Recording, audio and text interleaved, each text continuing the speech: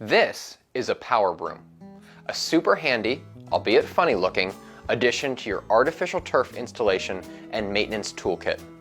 Aside from serving as a conversation starter with your neighbors, it has two main uses: infill spreading and grass grooming. When installing your turf, it's necessary to spread the infill evenly across the whole area of the grass to keep it properly weighed down and to prevent wrinkles from popping up. While this can be done with a manual broom, it's really time consuming and less effective, not to mention strenuous. The power broom presents a unique solution to infill spreading, speeding up the process and removing the need for all that hard work. Simply start it up and roll it back and forth over the area in question to get a nice even spread of infill. Once you've installed the turf, you might think, what do I need this thing for? Well, a lot actually.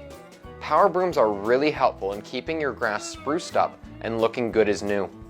Run it over the installation from time to time to pull the grass blades up, instantly eliminating any matting and restoring the look and feel of your grass. Because they're so helpful in the world of artificial turf, at Purchase Green we rent and sell power brooms.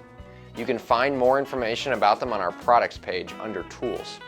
If you have any questions, feel free to give us a call or stop by one of our stores.